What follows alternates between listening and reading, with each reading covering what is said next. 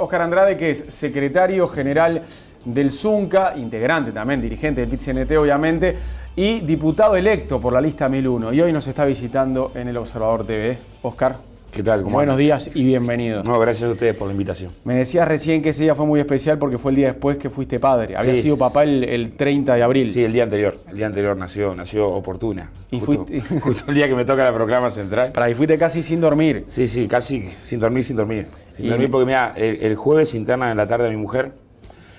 Nace el viernes de mañana y esto fue el sábado. Esos días no hay forma. Claro. Y tus compañeros te elogiaban porque te decían, che, Óscar, no escribí, no leíste nada, tuviste no barba. había nada escrito. Había dejado como buen uruguayo para los últimos 2 días poder escribir algo, tomarme el tiempo. Claro.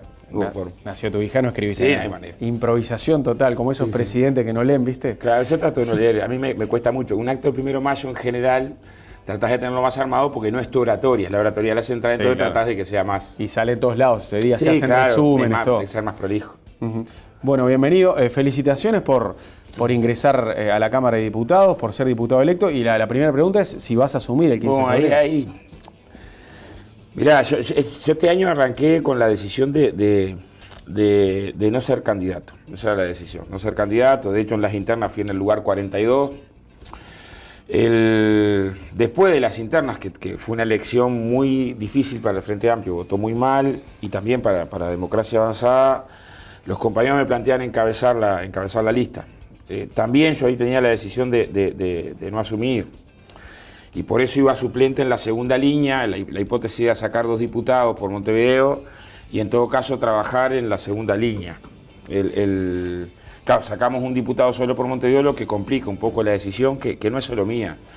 Yo lo que pienso, después que pase el balotaje en diciembre, enero, abrir la conversa a todo el espacio 1001 y resolverlo colectivamente. Mi opinión sigue siendo la del arranque del año, la del principio, de priorizar la trinchera sindical. Y no asumir la banca. Y no asumir la banca, pero no es una decisión solo mía, porque hay compañeros que ya me hicieron ver y dicen, mirá, y acá hay compañeros que te felicitan, que sí te votaron, que generás una circunstancia probable de decepción, pero me parece que es una discusión que no me corresponde solo a mí. O sea, claro, puedo dar mi opinión, pero me parece que corresponde a un colectivo más ancho. Si asumís la banca, te tenés que ir automáticamente de la actividad sindical. Y si asumís como titular, sí. Yo este periodo pasado que estuve como suplente asumía para temas particulares, entonces... pedí licencia cuando se hizo el homenaje a Pepe Delía en la banca, porque me parecía un homenaje en el que estaba bueno participar desde la oratoria, o el día que se votó la ley de responsabilidad penal, fue un tema que habíamos estudiado mucho. En esa hipótesis es la que yo pensaba trabajar. Nosotros teníamos 12 proyectos de ley que presentamos en la campaña como posibilidades de cosas a hacer, y que cuando se trabajaran sobre esos proyectos de ley en los que estamos trabajando, tener la posibilidad de ingresar y dar el debate, y en esos casos pedir licencia por ese día en el sindicato o por esos días en el que se trataban los proyectos. Pero igual no es lo central. Yo creo que la evaluación de las elecciones trae otras cosas más importantes que el lugar de uno, ¿no? Ahora, pero vos, ¿qué querés el 15 de febrero del año que viene? No, ¿Te gustaría asumir? Yo moriría en el sindicato. A ver, ¿Morirías en el sindicato? Tengo claro, a ver. Tengo por 2 motivos. Uno, tengo una convicción de que es una trinchera muy útil, tan útil como cualquier otra, que es mi percepción de que la acción sindical o la acción en las cooperativas o la acción es fundamental, no es menor que la acción parlamentaria, y no desprecio la acción parlamentaria. Pero está claro que si quiero habilitar que la discusión sea colectiva, no puedo decidir yo solo. Me parece que no fue una campaña en la que los votos son míos. Hubo un conjunto de compañeros que militaron para la campaña, que batallaron en la elección, que está bueno escucharlos y en todo caso resolver lo más colectivamente posible, tratando de dar opinión, pero no cerrando a escuchar a otros compañeros. El mismo día de la elección, un viejo compañero, un viejo militante, Jorge Mazaroy, me dice, no te apures a definir. No te apures a definir, esperá a conversar un poco más, esperá a mirar qué es lo mejor. Y me parece que estoy tratando de hacer eso, esperar un poco más a escuchar a todos los compañeros y ver cuál es el mejor camino a elegirlo, ¿no? Y que la decisión esté abrigada también. Imagínate que los compañeros del Partido Comunista y de toda la 1001 deciden que vos asumas. ¿Cuáles serían tus prioridades en la Cámara de Diputados? Bueno, a ver, ahí Y también quiero discutirlo con los compañeros del Sindicato de la Construcción. O sea, entre los compañeros para discutirlo está conversar con los compañeros de Democracia Avanzada y conversar con los compañeros con los que vengo militando hace 20 años en el gremio. Nosotros presentamos ahí 12 iniciativas legales de temas a trabajar a nivel parlamentario. Uno tiene que ver con legislación comparada que ubica el acceso a personas con discapacidad al empleo. Hay países como Brasil que tiene hace más de 20 años legislado que en la actividad privada a centros de trabajo de más de determinada cantidad de trabajadores tiene que reservarse un cupo para personas con discapacidad. Acá solamente hay para la actividad pública cupo. Y hay países como Ecuador que hace unos años también aprobó una norma que centros de trabajo de todas las ramas de actividad de más de 25 trabajadores tienen que al menos reservar cupo para una persona con discapacidad. Nosotros ahí venimos con dos ventajas. Una, que esto lo venimos incorporando a la experiencia de la construcción. De hecho, Montes de Plata fue la primera obra en la que incorporamos trabajadores con discapacidad, que un porcentaje altísimo de los uruguayos con discapacidad está habilitado para el trabajo, pero nadie los toma. O sea, hay un porcentaje que no. Está claro que el uruguayo o la uruguaya que está cuadraplégico no tiene condiciones de ninguna tarea, pero hay una parte importante de que sí. Entonces,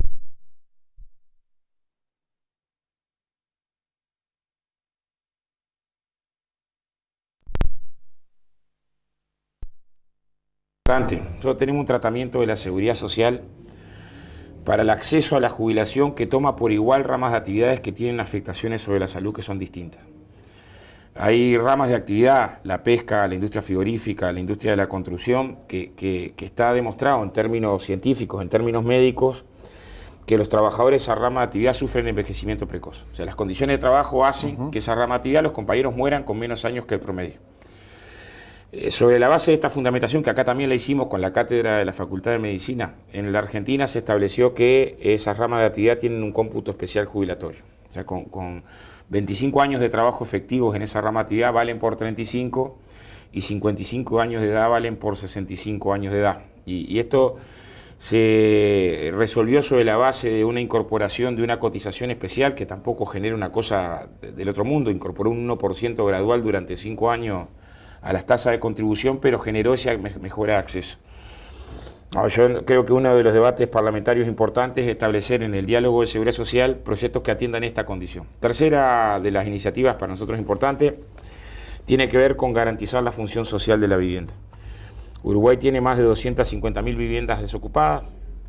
La mitad de estas son viviendas de segunda residencia, o sea, el que tiene una casa acá y otra en la playa, están afuera de la posibilidad de contarlas. Pero en la otra mitad, muchas miles son viviendas desocupadas, abandonadas, ¿no?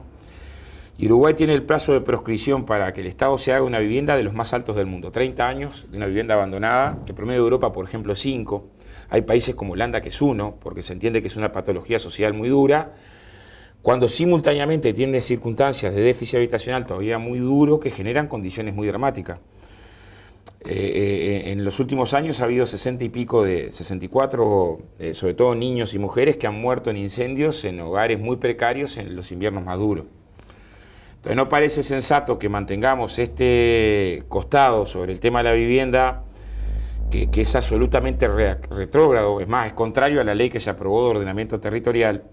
Países como Andalucía no solamente achican el plazo de proscripción cuando una vivienda está abandonada, sino que además la tasa de impuestos es progresiva cuando la vivienda está abandonada y cuando no cumple con. Me parece que ahí hay que generar medidas, mecanismos que estimulen que el Estado tenga una función social. Fíjate que si uno se va del país y muere fuera del país y no tiene descendencia, igual hay que esperar 30 años para que esa vivienda desocupada, que va a ser una tapera dentro de 30 años, el Estado se pueda hacer de ella. Entonces, ahí es una tercera iniciativa. Una cuarta iniciativa es la reglamentación del convenio 158 de la OIT, que prohíbe el despido sin causa justificada. Yo creo que te tenés varias, entonces. Sí, hay varias prioridades. Sí, de hecho, las presentamos como parte de la campaña. Intentamos generar que la campaña tuviera programas, que tuviera propuestas concretas. Óscar, ¿qué papel jugó el movimiento sindical? ¿Qué papel jugó el PIT-CNT en esta campaña electoral? Porque, por ejemplo, el Zunca hasta hizo propaganda en los canales de televisión, o sea, se metieron de lleno en la campaña. Sí, a ver, ahí nosotros cuando se aprueba la ley que establece que es delito poner en grave riesgo la vida de un trabajador, Salidos de la aprobación de la ley, lo primero que intentamos hacer fue generar la condición de que el consenso político sobre la ley fuera mayor. Es obvio que la ley ha sido votada con 50 votos en diputados sobre 99 y 16 votos en el Senado sobre 15. Entonces, teniendo claro que había una fundamentación muy sólida sobre la ley, intentamos ensanchar la base política, y para ensanchar la base política empezamos a generar acuerdos con intendencias del interior que estableciéramos protocolos de mayor fiscalización sobre la base de la ley. La primera convenio de intendencia con el que firmamos fue en Durazno, y la segunda con el que teníamos conversado era en Colonia, que veníamos adelantando convenios que en el marco de la ley de accidentes de trabajo aprobada tuviéramos posibilidad de mayor fiscalización. Entonces la intendencia generaba un cupo de horas, el plenario sindical del departamento, o sea, la voluntad nuestra después de votar la ley fue ensanchar la base política de apoyo a la ley. El resultado es que nos metieron en la campaña, porque el sindicato lo que hace es reaccionar ante un planteo que se coloca por forma y contenido frontalmente contra el gremio.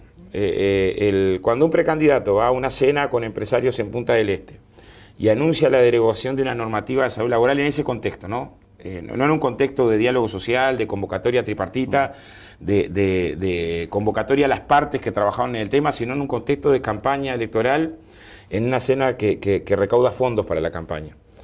Si el sindicato no salía a contestar, o sea, si el movimiento sindical que trabajó durante 4 años para colocar en la agenda los temas de la siniestralidad, que juntó 300.000 firmas, que generó la condición de la aprobación de la norma, si no salía a proteger la norma, tenía que pecar de autista. Si el Partido Nacional no hacía esa cena, ¿no?, y no sucedía eso en Punta del Este, ¿el Zunca no pautaba propaganda en varios canales? No, seguro que no. Sí, la propaganda lo que colocaba es el candidato que sostiene tal cosa. O sea, el centro de la respuesta fue, se coloca en la campaña electoral esto, ¿no? Se coloca sobre la base, eso dijimos, conferencia de prensa ese lunes, yo creo que del desconocimiento de la norma, porque se siguió hablando de una ley. A ver, durante mucho tiempo se habló de una ley que penaliza el accidente, cosa que es, absolutamente falso. La ley lo que penaliza es incumplimientos laborales que ponen en riesgo de muerte a un trabajador. Yo creo que el candidato desconocía la norma. Y también que desconocía resultados de la norma, los más importantes sobre las medidas tomadas a partir de la ley. O sea, la ley se vota y se generaron un conjunto de medidas que aumentaron protocolos de seguridad, se duplicó las consultas a los técnicos previsionistas, o sea, un conjunto de medidas que colocado en la agenda el tema de la salud y la seguridad avanzó. Seguro que no podíamos pautar una propaganda que dijera el candidato dice tal cosa sobre la ley si no la dice. O sea, de hecho, el centro del planteo sindical nuestro fue, pero además, la calle podía haber optado por bajar un escalón y decir, bueno, voy a conversar con esta gente que no conversé. No me reuní con el movimiento sindical. Y capaz que algo de lo que informan me sirve para tomar opinión. Igual el PIT-CNT con esa y con otras actitudes se tiñó con los colores del Frente Amplio en esta campaña. No, hay cosas que son claras. A ver, es cierto que la central no podía ser indiferente. O sea, la central es una central de todos los trabajadores. Movimiento sindical y trabajadores blancos, colorados, Frente Amplista. Pero sería un error para la central, que durante años estuvo diciendo no hay negociación colectiva en el país y esto es pésimo, y que los gobiernos no instalen la negociación colectiva, le hace un daño enorme a la distribución de la riqueza, le hace un daño enorme a la democracia, le hace un daño enorme al desarrollo productivo, porque instalar ámbitos de negociación colectiva también es funcional para generar trabajo de calidad. Dijera, me da lo mismo un escenario que garantiza condiciones de negociación colectiva a cuando no había negociación colectiva. La central que salió a cuestionar la reforma de la seguridad social, que en el año 96 nos puso de 60 a 65 años para jubilarnos y de 30 a 35 años para jubilarnos, y que trabajó en el diálogo de seguridad social para la reforma que se votó en el 2008, que aparte de un año de seguro paro para el mayor de 50 años, estableció que se bajara de 65 años hasta la posibilidad hoy de que con 28 años de trabajo y 58 años de edad tengas 2 años de prejubilatorio. No podría decir, me da lo mismo este escenario que este otro. Movimiento sindical que impulsó durante 20 años una ley de libertades sindicales, no podría decir, me da lo mismo que exista ley de libertades sindicales o no. O el movimiento sindical que pagó tan caro los años de dictadura y que combatió la impunidad, le dé lo mismo que se avance en materia de derechos humanos y en la búsqueda de restos desaparecidos o no en la búsqueda. O sea, hay un conjunto de definiciones. Ahora, Si del periodo 90-2005, sobre todo 90-2005, no hay ninguna ley laboral para acordarse, no es culpa del movimiento sindical, porque el movimiento sindical no fue parlamento en ese periodo, ni gobierno en ese periodo. Entonces, yo lo que creo que hay una distancia sobre las reivindicaciones sociales que tomaron los partidos fundacionales, sobre todo en los últimos 30, 40 años, que es la que ocasiona el conflicto con el movimiento sindical. Porque, a ver, si yo tengo una lógica parlamentaria, donde no puedo levantar la mano ni una sola vez, ni siquiera cuando se votó ahora el trabajo nocturno, apenas tengo una cámara empresarial enfrente, o sea, si la acción parlamentaria de los partidos tradicionales se viene guiando, sobre todo en el 90 hacia adelante, porque el primer gobierno de Sanguinetti convocó los consejos de salario, hay alguna medida desde el punto de vista de salario vacacional que avanza en materia social. Pero el que se distancia de la acción social son los partidos tradicionales, que si uno va a la historia, a ver, hace 100 años, el año que viene va a ser 100 años de la de 8 horas y este año hizo 100 años de la ley de salud laboral, el periodo del fascismo abarcó buena parte de las demandas sociales. Es más, era acusado ferozmente por los sectores conservadores por la agenda social que colocaba. De hecho, la Federación Rural se organiza, nace para frenar la reforma social del fascismo. Es más, echan a Baltasar Brum del primer congreso. Baltasar Brum va como delegado de las federadas de Canelones, lo echan del primer congreso porque decían su enemigo principal era el fascismo. Entonces, en los partidos tradicionales hay una historia de acción social. Yo creo que en las últimas décadas, parte de la responsabilidad del divorcio entre la acción del PCNT y los partidos tradicionales la tienen los partidos tradicionales. Yo te puedo... tuvimos con varios diputados en el interior, por la ley de responsabilidad penal, con los senadores de todos los partidos, hasta el último minuto, diciéndoles, ustedes van a cometer un grave error, porque van a votar en contra de una ley diciendo que esta ley va a promover encarcelamientos en masa, y con eso pueden asustar a la gente hasta que se vote la ley, pero al otro día de que se vote la ley, se va a quedar claro que solamente operan casos muy excepcionales, ¿no? Hoy eso ya no es parte de una polémica, es parte de una realidad. Y van a votar en contra de una ley diciendo que es inconstitucional, y hay profundos informes jurídicos de constitucionalistas de fuste, como Alberto Pérez Pérez, José Corsañá, ambos grado 5, del derecho laboral, como Razo Delgue, o miembros de la Suprema Corte de Justicia, ex miembros como Álvarez Petraglia, que tienen informes contundentes a favor de la constitucionalidad. No pueden declarar una ley inconstitucional por las veces que digo en la prensa que es inconstitucional. ¿Cómo evalúas la marcha de esa ley? Bueno, yo creo que la primera conquista social es haber colocado en la agenda el tema de la siniestralidad. Esa es la primera conquista, más allá de la ley. O sea, que un tema que nos toca una vida por semana en el periodo de los últimos 10, 15 años, y que lleva 450, 550 o 600 trabajadores por año con una discapacidad permanente, resultado de la siniestralidad, y que ubica, este año va a bajar, este año va a estar en torno de los 42.000 siniestros, pero que ubicó durante 6 años arriba de 50.000 siniestros, o sea, hasta el año pasado, todos los años superamos los 50.000 siniestros. Y que ubicó casi 1.000 accidentes por semana registrados en el Banco de Seguro, que no estuviera en la agenda, eso era de preocupación. O sea, un muerto en una rapiña es una cuestión dramática, pero desde el punto de vista de los medios de comunicación pesa 10 veces más un muerto en una rapiña que un muerto en un siniestro laboral. Y las causas de la siniestralidad laboral, que son multicausales, una de las causas principales es el trabajo precario. O sea, si uno investiga siniestralidad, sobre todo grave, y condiciones de trabajo precario, encuentra ahí una alta relación. Entonces, haber colocado este tema en la agenda es un primer triunfo cultural, porque no estaba, siendo de dimensiones altísimas, que hay casi 25.000 uruguayos que cobran una pensión vitalicia producto de la siniestralidad, haberlo colocado en la agenda. La segunda batalla que estamos dando es tratar de no asociar el siniestro a la fortuna. O sea, en general hay una tendencia, no de ahora, hace 100 años cuando se votó la primera ley de siniestralidad también se colocaba lo mismo, que asocia el siniestro a la fortuna. Entonces, ahora te voy a dejar algunos datos del Banco de Seguro.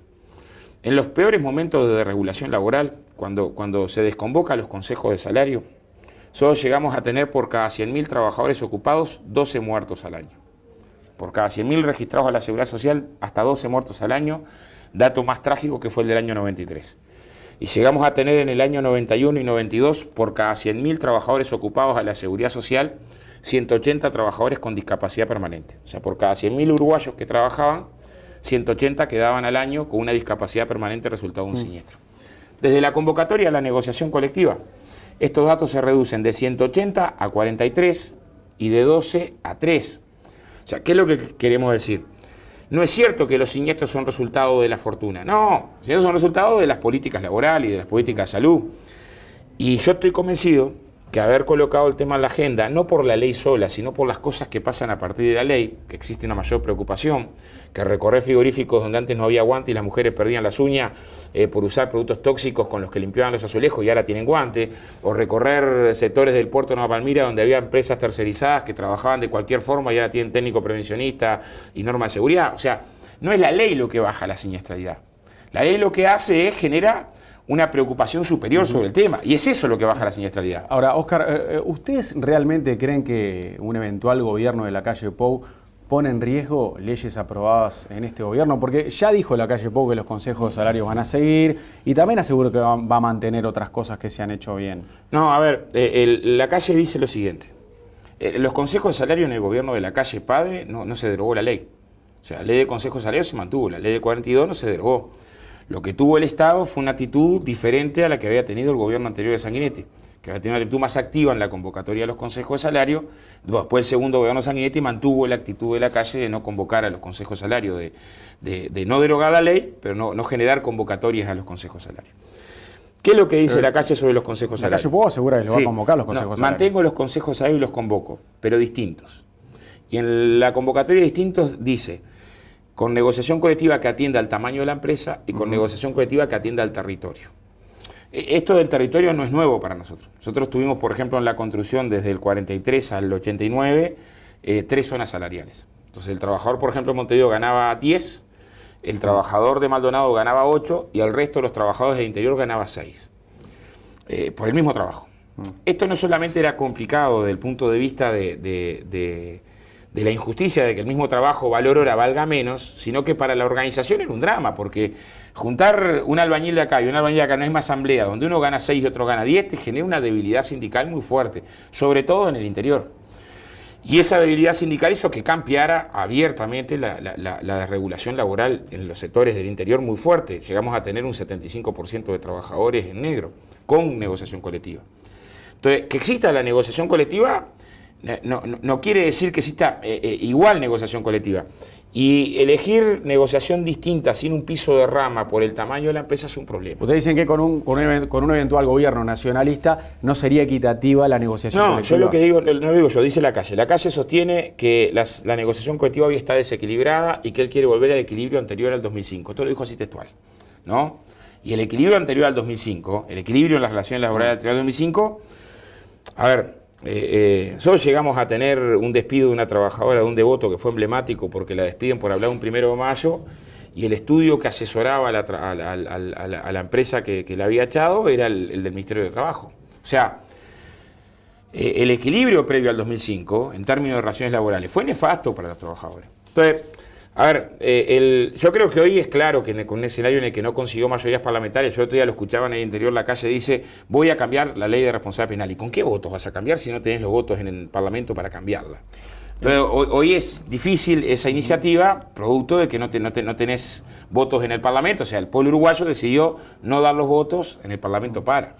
¿Y cómo será la relación del PIT-CNT con un nuevo gobierno de Tabaré Vázquez? Bueno, a ver, yo creo que antes de que asumiera el Frente Amplio en el gobierno había mucha duda de cómo se iba a parar el movimiento sindical. Yo creo que esas experiencias en América Latina han tenido de todo, y cuando el movimiento sindical pierde ahí autonomía, en general termina en fractura el movimiento sindical. Y ha pasado una cosa, o sea, cuando el movimiento sindical desarrolla movilizaciones y reclamos al gobierno, en general es criticado.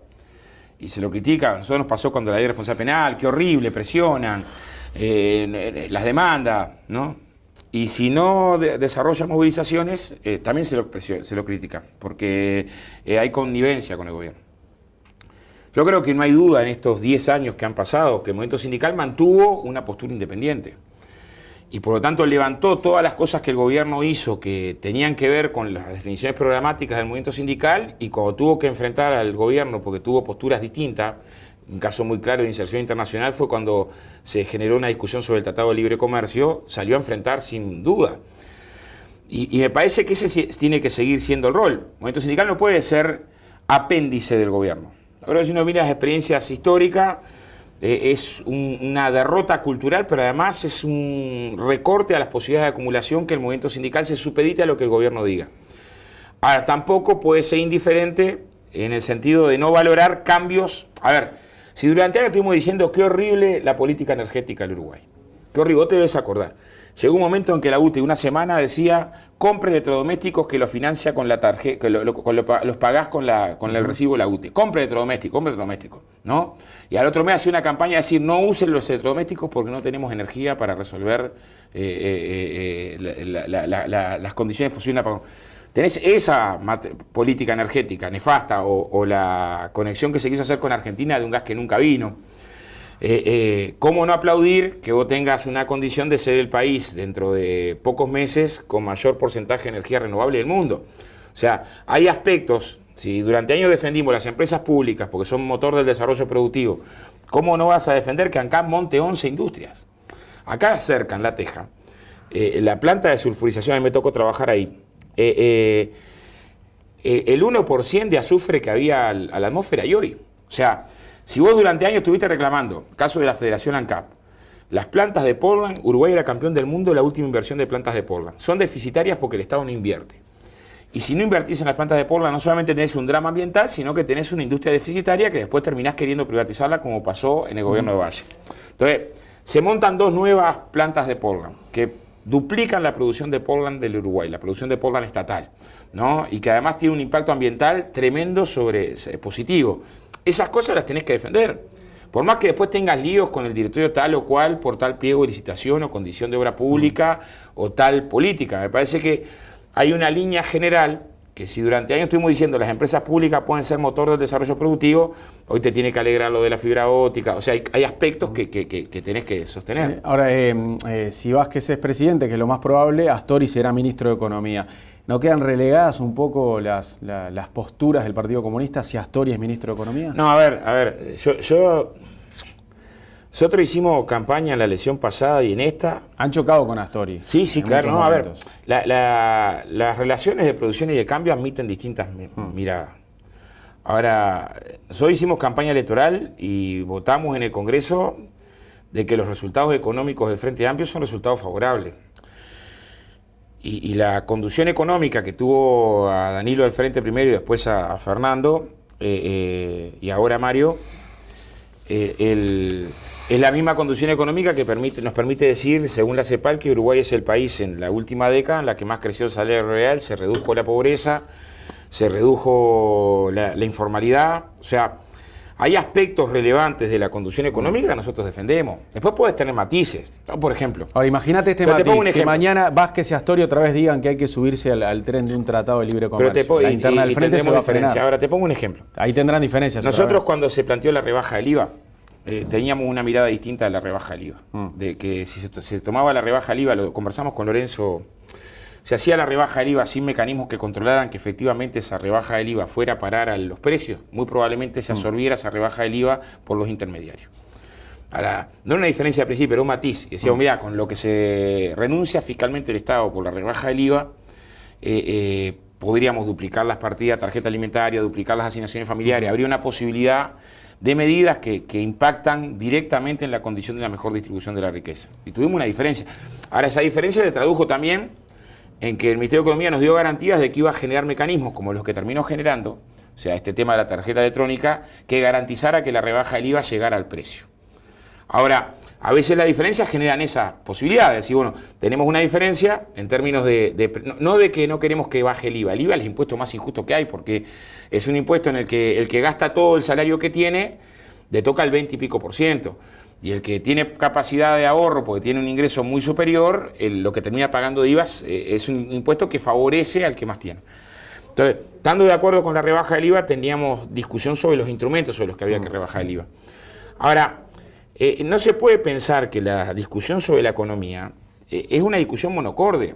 Es probable que cuando hacemos un presupuesto haya compañeros que digan la prioridad tiene que ser la vivienda y otros compañeros que digan, mira, la prioridad tiene que ser las cuestiones del sistema de cuidado... Eso pasó siempre. Siempre. Sí, entonces, pasó siempre en la izquierda, pasó siempre en el movimiento popular, y no fue dramático. Ahora, si Vázquez y Astori llegaran a proponer otra vez un TLC, ustedes van a estar de punta. No, a ver, nosotros lo que sí, claro, a ver, lo que sí sostuvimos en su momento, con mucha claridad, que el formato del ALCA en primera instancia, felizmente derrotado en Mar del Plata, y el formato de los tratados de libre comercio, era un formato que relegaba soberanía. Si uno mira la experiencia mexicana con los tratados de libre comercio, lo que le vendieron a los mexicanos con los tratados de libre comercio y la realidad mexicana de profundización y remache de las cuestiones de papel periférico, de los niveles de dependencia, de la profundización posterior, ¿no? Con esa lógica del mercado de millones y millones que después terminó relegando en las políticas de las matrículas, de las compras públicas. O sea, cuando concedes soberanía, o sea, con un tratado comercial, no tiene nada que ver con el comercio, sino que parte de lo que está discutiendo es trabar posibilidades de desarrollo autónomo. Por ejemplo, el papel de las empresas públicas, el papel de las compras públicas, el papel de los monopolios en área estratégica, como contuvieron las lógicas de tratados de libre comercio en América Latina, impulsados por Estados Unidos en Perú, en México, en todo caso vendidos con espejitos de colores, ¿no? De que eso iba a generar que al otro día pasaras al primer mundo. Como se nos quiso vender en los 90, con bombos y platillos, que la privatización de las empresas públicas, la desregulación de la economía era el camino al progreso. O sea, lo que impulsó Collor de Mello en Brasil, Menem en Argentina y el herrerismo y después el Partido Colorado en coincidencia en los 90, hasta donde pudo, acá no pudo vender las empresas públicas, como que ese era el camino para atraer las inversiones. Y si desregulás la economía y no generás consejos de salario, van a llover inversiones. Y Uruguay tuvo en la década del 90 la tasa más baja de inversión extranjera directa. Y te pongo un ejemplo. Sí. A contrapelo de los pronósticos neoliberales, a partir del 2005 se genera un conjunto de derechos laborales que durante años fueron manejados como el pecado mortal. Si hay derechos laborales, huyen las inversiones. Si se construyen más derechos para los trabajadores, huyen las inversiones. Y Uruguay pasó de tener 300 millones de dólares de inversión extranjera a 2.000 y pico largo de millones de dólares anuales. O sea, ahora, entre medios no hay una autocrítica. Los que durante años nos vendieron, miren, si avanzan en derechos laborales, si incrementan las inversiones del Estado, gasto, ¿no? Cada vez que el Estado invierte en pobreza, invierte en salud, invierte en educación, los neoliberales le dicen gasto eso. Y cada vez que el Estado genera exoneraciones tributarias para inversiones, dice eso es inversión. Pero los pronósticos que se generaron, ninguno se cumplió. Entonces, no estaría bueno que los que dijeron, miren, si hay negociación colectiva, derechos laborales, fomento de más derechos trabajadores, eso va a generar informalidad, porque la economía no va a poder aguantar y se va a ir el sector informal. Desempleo, ¿no? Porque no van a venir inversiones. Y caída, bueno, Uruguay tiene los niveles más altos de empleo, nunca hubo tanta gente trabajando como ahora en Uruguay, los niveles más altos de crecimiento salarial de la región, y lo hace no renunciando a derechos laborales, sino construyendo derechos laborales. Me parece que sería hora que dijeran, bueno, viejo, le erré en el pronóstico, ¿no? Oscar, si Tabaré Vázquez es presidente, hay que atender otra vez la relación del gobierno con Estados Unidos. Cuando Vázquez fue primer mandatario, tuvo una muy buena relación con Estados Unidos. Fue un país amigo, Uruguay, y él fue un presidente amigo de Bush. ¿Tenés esperanza de que esto cambie? No, pero a ver, el pueblo de Estados Unidos es un pueblo maravilloso. Yo lo que creo que el gobierno de Estados Unidos ha acumulado barbaridades en los últimos 150 años en América Latina. Yo no tengo ¿A vos te gustaría que Vázquez fuera menos amigo de Estados Unidos? No, pero yo no tengo un anti-norteamericanismo. Yo sí soy antiimperialista. Entonces, si vos me decís la historia de Estados Unidos, desde las primeras doctrinas, la doctrina Monroe, desde la enmienda de Platt, insoportable al pueblo cubano, desde haber fomentado dictaduras como la de Trujillo, que asesinó 20.000 haitianos, desde haber provocado golpes de Estado como el que le generó a Guatemala con Jacobo Arbenz, que por empezar a nacionalizar las tierras, iniciar una reforma agraria pagándole al dueño de las tierras de los United Fruit, lo invaden y asesinan 150.000 guatemaltecos. De golpe de Estado a cuadros, impulsado por Pero viniendo a la actualidad. Pero la actualidad es que en las movidas que hicieron contra Evo Morales hace unos meses atrás estuvo implicada la CIA. En que en las movidas de estabilización de Venezuela estuvo implicada la CIA. La actualidad, o sea, la actualidad de los Estados Unidos es la actualidad de los Estados Unidos, que sigue mandando el comando bélico. A ver, ¿alguien duda que las movidas en Medio Oriente tienen que ver con el control geoestratégico del petróleo? O sea, el desconocer la existencia del imperialismo es de una ingenuidad. O sea, o que la preocupación entonces, que tiene con Venezuela el imperialismo norteamericano. Hay que diferenciar el pueblo norteamericano. No te hablo de los gobiernos. Al imperialismo norteamericano. ¿A vos entonces te gusta que Vázquez sea amigo del gobierno de Estados Unidos? El imperialismo norteamericano es más todavía que el gobierno. Yo creo que el complejo militar industrial norteamericano es más que el gobierno. Es más, muchas veces toma decisiones más allá de las que pueden tomar los gobiernos. Hay un trabajo que hace Noemí Klein, una economista canadiense, que habla sobre la doctrina económica del shock, que habla del poder atrás del poder, ¿no? Entonces, desconocer las relaciones de poder en el mundo. A ver, desconocer que estamos en una circunstancia de enorme inestabilidad, porque el crecimiento chino, las circunstancias de las tasas de crecimiento chino, están generando una condición donde la economía china, algunos dicen que ya, otros estiman que en 5 años, algunos en 10, pone en riesgo el control, por lo menos económico, de la hegemonía norteamericana, que desde la Segunda Guerra Mundial ha sido indiscutible, ¿no? Y cada vez que pasó esto en el mundo, se tradujo en términos bélicos, se tradujo en términos de cañonazos. O sea, nunca el desplazamiento de una potencia económica por otra se generó en términos amables, sino que se generó en términos conflictivos. Y si uno mira las circunstancias que pasaron en Rusia, las circunstancias que están pasando ahora en Ucrania, las circunstancias que han pasado en Siria, las circunstancias que pasan a nivel del mundo, tenés que abrir los ganchos. En el sentido de, creo que Mujica lo colocó con mucha claridad en el discurso de la ONU, pero no es un planteo simplista de decir rechazo por capricho tal relación, tengamos cuidado. Pero esto lo tiene claro Brasil. Si vos mirás la interna de Brasil en términos de las condiciones de las políticas de defensa, tiene claro la necesidad de la integración latinoamericana, también en términos de cuestiones que hacen a un mundo que está cada vez más globalizado, que hay grandes bloques de poder y que el papel de la integración regional latinoamericana tiene un aspecto cultural histórico de una segunda independencia, pero también tiene aspectos que son de sobrevivencia. Entonces, ¿qué me respondés? Yo lo que digo es lo siguiente. Vos vas a tener una zona del mundo que tiene agua. Y vas a tener un poder militar y económico que le va a faltar agua, pero tiene poder militar y económico. Vos podés decir que todo eso se frena con derecho, ¿viste? Ahora, en realidad en el mundo no se ha frenado con derecho. Cuando tenés un lugar que tiene petróleo y otro que lo precisa y tiene el poder militar, ha generado esas actualizaciones de gobierno para que le venda el petróleo. O sea, esa ha sido parte, pero es parte de la historia de la economía del mundo. ¿Cómo se abrió el comercio de China con el imperialismo británico? A los cañonazos. A los cañonazos, ¿eh? No comercio, la guerra al opio. O sea, la historia económica no se puede separar de procesos de estas características. Entonces, cuando nosotros decimos, solidaridad con los procesos que se han gestado de desestabilización en algunos gobiernos de América Latina, con la movida que estuvo cerca del atentado a Correa en Ecuador, con la feroz ofensiva mediática que hizo algunos gobiernos populares sobre Evo Morales, que ha pasado del PT en Brasil, brutales. Y esas cosas hay que encuadrarlas en una América Latina que han ganado los gobiernos progresistas. Este año las elecciones en Chile, las elecciones en Bolivia, las elecciones en Brasil, las elecciones en Uruguay, han ganado los gobiernos progresistas, más enfrentados a las políticas neoliberales, más enfrentados a los oligopólicos. Es lo que explica que en América Latina se han salido más de 65 millones de pobres en la última década y media. Es una referencia a tener en cuenta. O sea, vos me decís, en términos políticos, para tomar decisiones, que no tiene que ver con un planteo en blanco y negro, pero para tomar decisiones, ¿se toma en cuenta el estado de fuerzas a escala del planeta? Y sí, se toma en cuenta.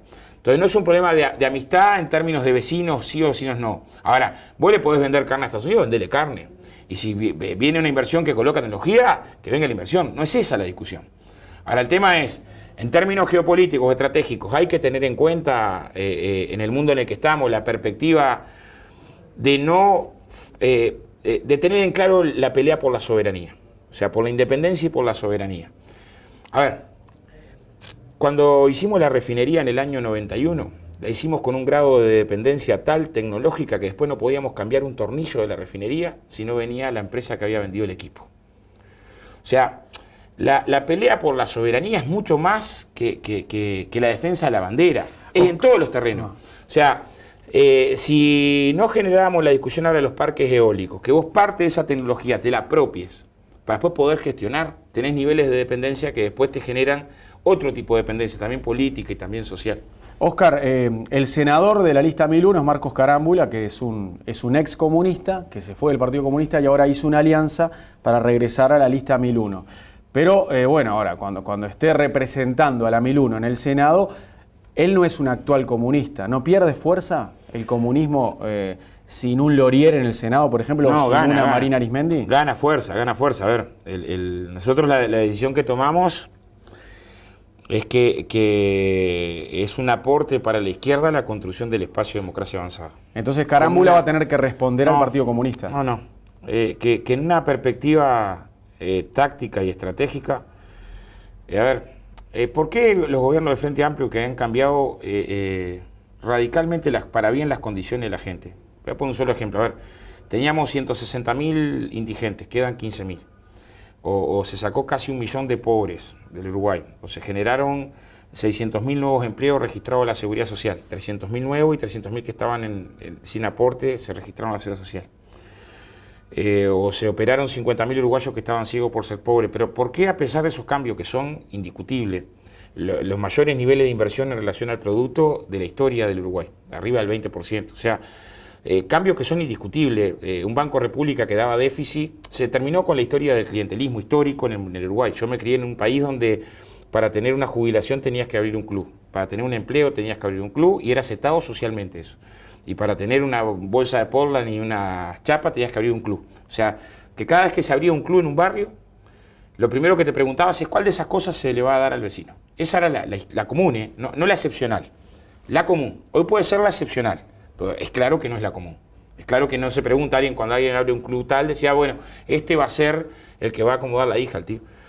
Ahora, ¿por qué con esos cambios que han sido tan importantes el Frente Amplio sigue raspando en la mitad? Y yo creo que ahí tenemos un déficit enorme en la construcción política, de la batalla política, de la comprensión estratégica de hacia dónde va el Frente Amplio, de la importancia del Frente Amplio en este proceso que es un proceso de emancipación, en nuestra concepción de liberación nacional, de unidad latinoamericana, de transformaciones populares profundas, de este tipo de transformaciones medibles, que solo las puede despreciar quien no conoce de cerca lo que es la pobreza.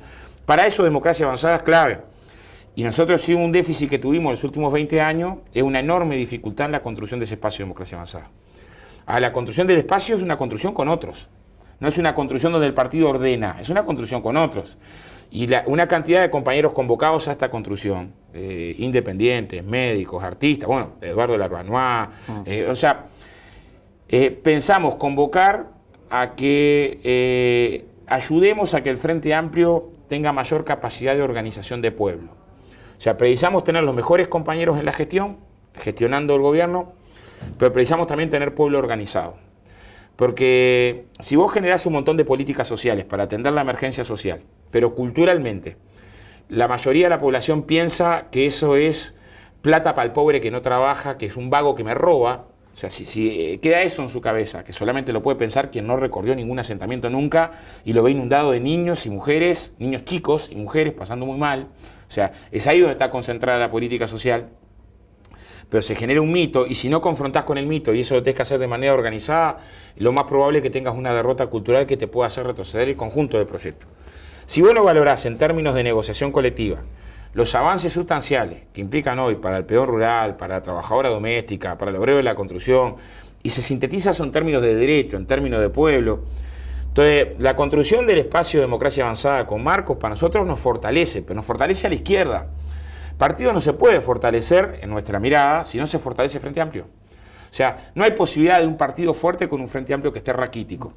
Entonces, la apuesta de democracia avanzada con Marcos, que es nuestro senador, pero nuestro como democracia avanzada, y que por lo tanto nos va a representar como democracia avanzada y nos ayudará a construir ese espacio de democracia avanzada, tiene esa perspectiva estratégica. No es un acuerdo electoral de corto plazo, pero para cualquiera de los que vimos la crisis, a ver, el Partido Comunista sufrió una crisis brutal. Y el peor resultado de la crisis es que hay miles y miles de compañeros que están en las casas desde el momento de la crisis. Otros están en otras fuerzas políticas del frente, pero muchos están desde el momento de la implosión, no volvieron a militar más. Esa circunstancia de fragmentación de esa tradición histórica es un triunfo ajeno, o sea, es un déficit nuestro. Y lo tenemos que asumir desde esa perspectiva. Es decir, a ver, nadie duda en Uruguay que el Partido Comunista y su militancia fue central en la construcción de la unidad social del pueblo. Y que fue un constructor principal en la unidad de la izquierda. Y no hay duda que cumplió un papel relevante en la lucha contra la dictadura. Nadie puede dudar. Bueno, hay historiadores que lo toman con mucha referencia como el Partido de la Resistencia. Ahora, sufrimos una crisis brutal. La reconstrucción de esa crisis es una tarea principal, por lo tanto también apuesta en esa dirección. Llevará 1 año, 2, 10, tendrá una perspectiva más larga, pero es en ese sentido, no en un sentido estrecho. Si lo importante fuera el que está vinculado y tiene carné, y bueno, no nos presentaríamos como Democracia Avanzada y volveríamos a la vieja lista 63 de la época de Gómez. Óscar, muchas gracias por visitarnos hoy. No, gracias a usted. Muy amable. Esté abrigada también. Imagínate que los compañeros del Partido Comunista y de toda la 1001 deciden que vos asumas. ¿Cuáles serían tus prioridades en la Cámara de Diputados? Bueno, a ver, ahí, y también quiero discutirlo con los compañeros del Sindicato de la Construcción. O sea, entre los compañeros para discutirlo está conversar con los compañeros de Democracia Avanzada y conversar con los compañeros con los que vengo militando hace 20 años en el gremio. Nosotros presentamos ahí 12 iniciativas legales de temas a trabajar a nivel parlamentario. Uno tiene que ver con legislación comparada que ubica el acceso a personas con discapacidad al empleo. Hay países como Brasil que tiene hace más de 20 años legislado que en la actividad privada a centros de trabajo de más de determinada cantidad de trabajadores tiene que reservarse un cupo para personas con discapacidad. Acá solamente hay para la actividad pública cupo. Y hay países como Ecuador que hace unos años también aprobó una norma que centros de trabajo de todas las ramas de actividad de más de 25 trabajadores tienen que al menos reservar cupo para una persona con discapacidad. Nosotros ahí venimos con 2 ventajas. Una, que esto lo venimos incorporando a la experiencia de la construcción del sindicato. A ver, morirías sin sindicato. Yo tengo claro, a ver, tengo por 2 motivos. Uno, tengo una convicción de que es una trinchera muy útil, tan útil como cualquier otra, que es mi percepción de que la acción sindical o la acción en las cooperativas o la acción es fundamental, no es menor que la acción parlamentaria, y no desprecio la acción parlamentaria. Pero está claro que si quiero habilitar que la discusión sea colectiva, no puedo decidir yo solo. Me parece que no fue una campaña en la que los votos son míos. Hubo un conjunto de compañeros que militaron para la campaña, que batallaron en la elección, que está bueno escucharlos y en todo caso resolver lo más colectivamente posible, tratando de dar opinión, pero no cerrando a escuchar a otros compañeros. El mismo día de la elección, un viejo compañero, un viejo militante, Jorge Mazaroy, me dice: no te apures a definir. No te apures a definir, esperá a conversar un poco más, esperá a mirar qué es lo mejor. Y me parece que estoy tratando de hacer eso, esperar un poco más a escuchar a todos los compañeros y ver cuál es el mejor camino a elegirlo, ¿no? ¿Y qué la decís? Porque hay compañeros que ya me hicieron ver y dicen: mirá, y acá hay compañeros que te felicitan, que sí te votaron, que generás una circunstancia probable de decepción, pero me parece que es una discusión que no me corresponde solo a mí. O sea, claro, puedo dar mi opinión, pero me parece que corresponde a un colectivo más ancho. Si asumís la banca, te tenés que ir automáticamente de la actividad sindical. Y si asumís como titular, sí. Yo este periodo pasado que estuve como suplente asumía para temas particulares. Entonces pedí licencia cuando se hizo el homenaje a Pepe Delía en la banca, porque me parecía un homenaje en el que estaba bueno participar desde la oratoria. O el día que se votó la ley de responsabilidad penal, fue un tema que habíamos estudiado mucho. En esa hipótesis es la que yo pensaba trabajar. Nosotros teníamos 12 proyectos de ley que presentamos en la campaña como posibilidades de cosas a hacer y que cuando se trabajaran sobre esos proyectos de ley en los que estamos trabajando, tener la posibilidad de ingresar y dar el debate y en esos casos pedir licencia por ese día en el sindicato o por esos días en el que se trataban los proyectos. Pero igual no es lo central. Yo creo que la evaluación de las elecciones trae otras cosas más importantes que el lugar de uno, ¿no? Ahora, pero vos, ¿qué querés el 15 de febrero del año que viene? No, ¿Te gustaría asumir? Yo moriría en el... Óscar Andrade, que es secretario general del Zunca, integrante también, dirigente del PIT-CNT obviamente, y diputado electo por la lista 1001. Y hoy nos está visitando en El Observador TV. Óscar, ¿qué tal? Buenos días y bienvenido. No, gracias a ustedes por la invitación. Me decías recién que ese día fue muy especial porque fue el día después que fuiste padre. Había sido papá el 30 de abril. Sí, el día anterior. El día anterior nació oportuna. Y justo el día que me toca la proclama central. Y fuiste casi sin dormir. Sí, casi sin dormir. Sin dormir porque mira, el jueves internan en la tarde a mi mujer, nace el viernes de mañana y esto fue el sábado, esos días no hay forma. Claro. Y tus compañeros te elogiaban porque te decían, che, Oscar, no escribí, no leíste nada, tuviste bárbaro. bárbaro. No había nada escrito, había dejado como buen uruguayo para los últimos 2 días poder escribir algo, tomarme el tiempo. Claro. Nació tu hija, no escribiste nada. No hay manera. Improvisación total, como esos presidentes que no leen, ¿viste? Claro, yo trato de no leer, a mí me cuesta mucho. Un acto del 1 de mayo en general, tratás de tenerlo más armado porque no es tu oratoria, la oratoria la central, entonces tratás de que sea más... Y sale de todos lados ese día, se hacen resúmenes, todo. Tiene que ser más prolijo. Bueno, bienvenido, felicitaciones por ingresar a la Cámara de Diputados, por ser diputado electo, y la primera pregunta es si vas a asumir el 15 de febrero. Mirá, yo este año arranqué con la decisión de no ser candidato. Esa era la decisión, no ser candidato. De hecho, en las internas fui en el lugar 42. Después de las internas, que fue una elección muy difícil para el Frente Amplio, votó muy mal, y también para Democracia Avanzada, los compañeros me plantean encabezar la lista. También yo ahí tenía la decisión de no asumir. Y por eso iba suplente en la segunda línea, la hipótesis era sacar 2 diputados por Montevideo y en todo caso trabajar en la segunda línea. Claro, sacamos un diputado solo por Montevideo, lo que complica un poco la decisión, que no es solo mía. Yo lo que pienso, después que pase el balotaje en diciembre, enero, abrir la conversa a todo el espacio 1001 y resolverlo colectivamente. Mi opinión sigue siendo la del arranque del año. La del principio, de priorizar la trinchera sindical. Y no asumir la banca. Y no asumir la banca, pero no es una decisión solo mía.